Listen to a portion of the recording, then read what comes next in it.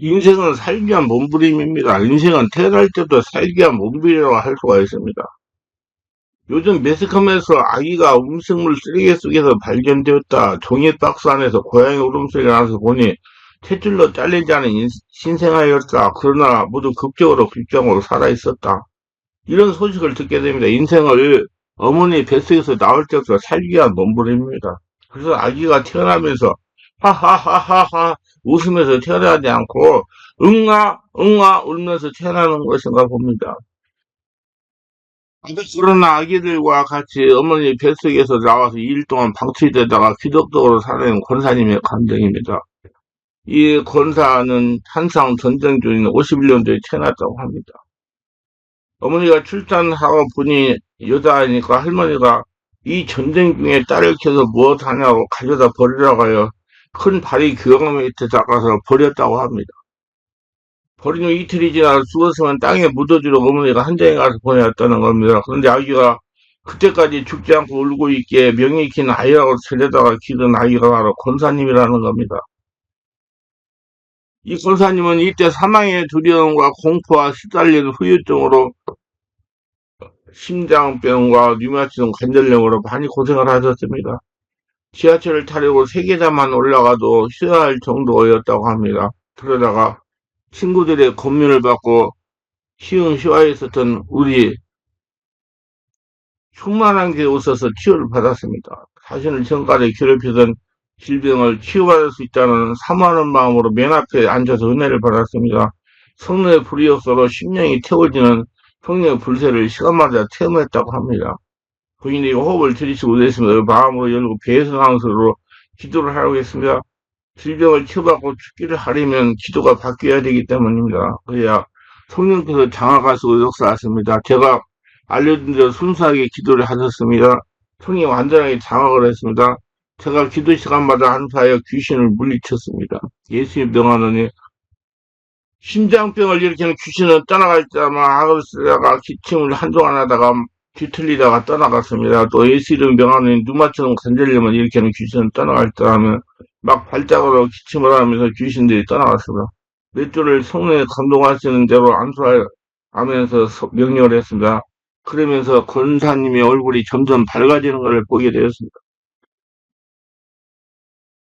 몇 주 다니다가 저에게 이렇게 간증하는 것입니다. 목사님, 제가 처음 여기 올 때는 계단 3계단을 올라가다 쉬고 또 올라가다 쉬고 했는데 지금은 50계단을 거뜬하게 올라갑니다. 이 권사는 어머니 뱃속에서 태어난 후 2일 동안 다리 밑에 있을 때 당한 공포와 두려움을 통해 들어온 두려움과 공포의 영향으로 심장병과 뇌혈증 관절염으로 고생했는데 말씀과 성령의 역사로 내적 치유하고 귀신을 쫓아내서 완벽하게 치유받은 것입니다.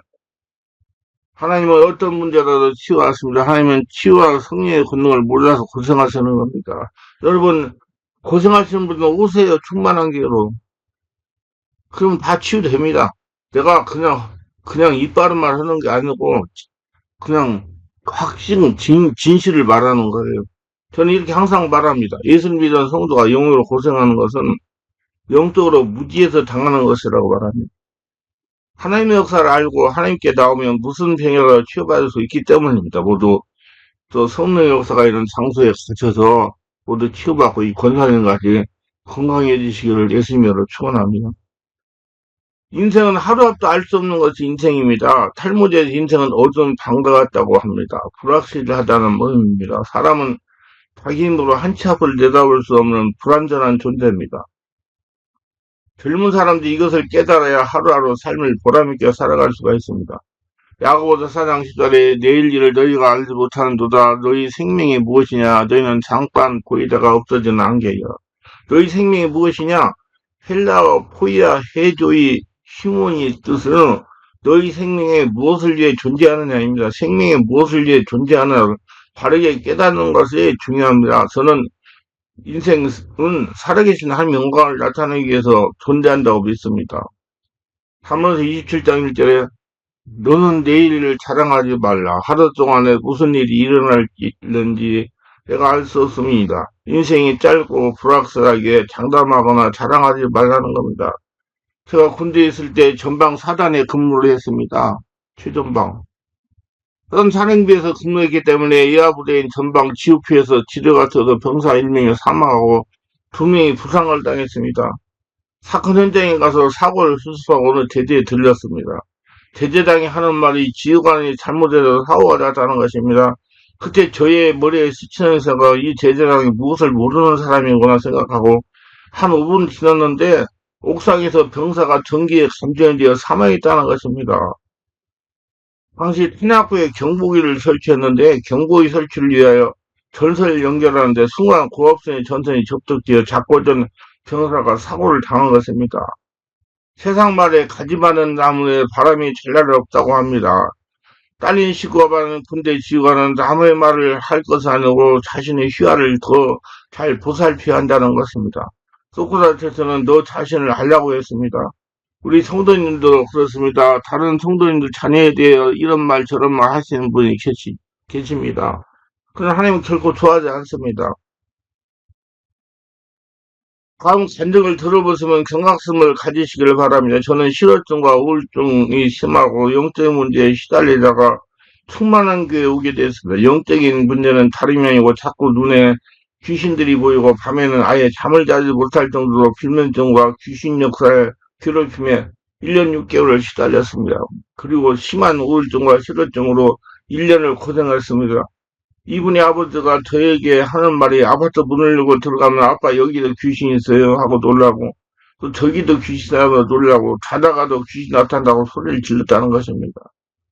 그럼 저에게 하는 말이 목사님 한번 생각해 보세요. 잘 길러서 미국 유학을 7년이나 다녀와 영어를 그렇게 잘하던 딸이 연속적으로 스트레스를 많이 받다가 그만 스트레스가 쌓여서 몸이 감당을 하지 못해서 저렇게 순간적으로 변해버리니 아버지의 마음이 찢어집니다. 지난 1년 반 동안 안 해본 것을 없이 다 해보았습니다. 목사님, 저희 딸을 예수 이름으로 취하여 종전까지 회복되도록 도와주십시오. 그래서 제가 이렇게 대답했습니다. 예수님 못 사시는 것은 없습니다. 의지를 가지고 제가 하라는 대로 순종하며 연속적으로 집회에 참석하여 말씀 듣고 불같은 성령을 체험하고 본인이 기도와 안수기도 받으면 정상으로 회복이 있을 것입니다. 하고 안심을 시켰습니다. 본인의 발에는 무당 옷을 입은 귀신은 밤에 많이 나타나고 흉터가 생긴 귀신은 낮에도 아파트 문을 열면 나타나 놀랍게 했다는 것입니다. 그 이곳저곳 돌아다니며 치유를 받아 하다가 도저히 해결받지 못하고 국민항과 어느 분의 소개를 받고 우리 충만한 게 알고 왔다는 것입니다. 그래서 매일 다니면서 치유를 받게 됐습니다. 그때는 월화 수목 하이식 집회를 할 때 하루에 3번씩 우리 교회 아버지 어머니 모두 다 등록을 하고 매주마다 영적인 말씀을 듣고 기도하며 명성을 했습니다.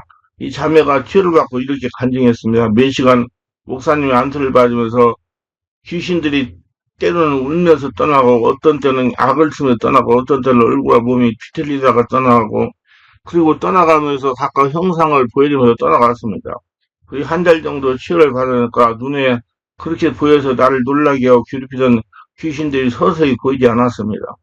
영적인 깊은 말씀을 듣는 중에 하품을 통해서도 말로 표현 못하게 떠나갔습니다. 하루 화장지 한 통이 들어갈 정도로 많은 더러운 것들이 상처들이 떠나갔습니다. 마음 안에 쌓인 상처 스트레스가 정화되고 치유되었습니다. 1, 2개월 지나니까 잠이 잘 오고 불면증도 서서히 사라졌습니다. 그리고 악한 것들도 보이지 않고 밤에도 조용하게 잠을 잘 수 있었습니다. 그러나 우울증의 현상은 완전히 없어지지 아니하고 완전히 남아서 저를 괴롭혔습니다.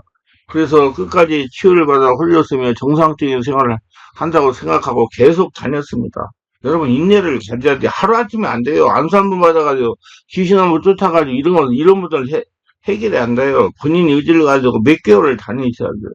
적어도 6개월 이상을 해야 돼요. 4개월이 지나고 5개월쯤 중간되니까 마음이 상쾌해지고 삶의 생기가 돌고 우울증이 사라졌습니다.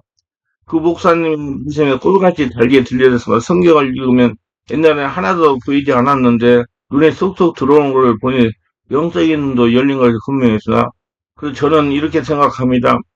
하나님의 묶어질 질병이 꼭 못 떠나보낼 귀신이 없다는 것입니다. 그리고 눈에 귀신이 보인다고 자랑하는 사람들은 영적, 정신적으로 조금 문제가 있는 사람들이야. 빨리 자신을 치유해가지고 정상으로 돌아가야 됩니다. 이렇게 체험적으로 알게 됐습니다. 왜냐하면 이렇게 낮이나 밤이나 눈에 보이는 괴롭히던 귀신들이 이제 보물살이 하얀 눈이 누가 없어지도 없어졌기 때문이다. 이렇게 간증했습니다.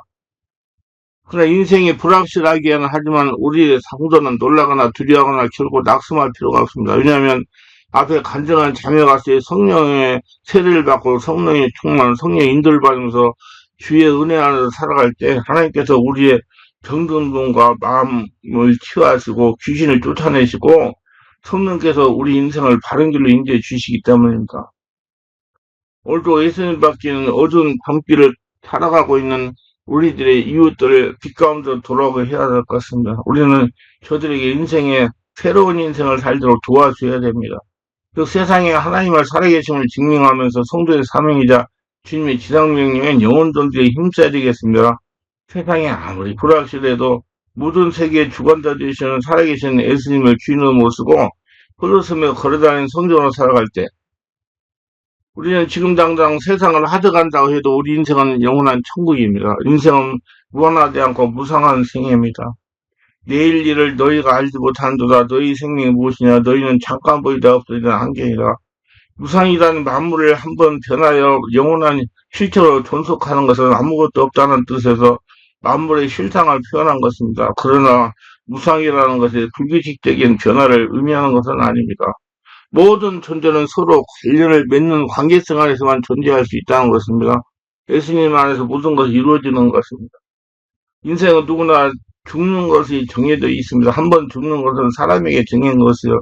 그 외에는 심판이 있으리니 성경에서 인생을 비유하기를 헤어지는 풀과 꽃, 잠깐 자는 잠, 머물지 않는 그림자라고 말씀했습니다. 물론 이 세상의 삶을 말합니다. 야고보서 4장 14절로 잠깐 보이다가 없어지는 한계라고 그랬습니다. 이른 아침에 자동차로 세안 고속도로를 따라 운전하고 가다 보면 짙은 안개를 만납니다. 쌍라이트를 켜지 않으면 1m 앞으로 잘 보이지 않을 정도로 안개가 심할 때가 있습니다. 그런데 1시간 후에 다시 그 길로 돌아오면 그 짙은 안개가 하나도 없습니다. 어디로 사라졌는 흔적도 없습니다. 안개는 영원하지 않고 순간입니다. 이처럼 인생은 영원하고 작고 더덥고 무상한 것입니다. 이제까지 얼굴 보고 대화했던 사람이 다시 볼 수 없는 것이 인생입니다. 그래서 사람들은 영원히 이 땅에서 살 것처럼 착각하고 살아가는 것이 실도 안타깝습니다. 살아서 예수 믿고 예수 하나님을 주인으로 모시는 것이 최고의 복이죠. 우리에게 우리 날 계산을 가르치사 지혜의 마음을 얻게 하소서. 시편 50편 12절로 기도해야 됩니다. 육신을 입은 우리 인생의 짧음을 알고 예수님을 믿고 홀려서서 살아있는 하나님의 성전으로 사는 것이 최고의 복입니다. 지금 살아서 할나라 천국이 되고 내가 보물이 되는 것이 최고의 복입니다. 육을 입은 우리 인생은 언제 죽을지 모르는 삶으로 다음날을 준비하며 살아야 됩니다. 성령의 지배와 인도를 받는 것이 최고의 복입니다. 살아있는 하나님을 주인으로 모시고 예수님과 동행하면서 홀려서서 사는 것이 최고의 은혜입니다. 모두 하나님을 주인으로 모시고 홀려서서 항상 하나님의 살아계심을 증명하는 하나님의 축복을 받으며 지금 살아서 천국이 되며 내 온몸이 보물이라는 깨닫고 영광 돌리는 모두가 되시기를 예수님으로 축원합니다.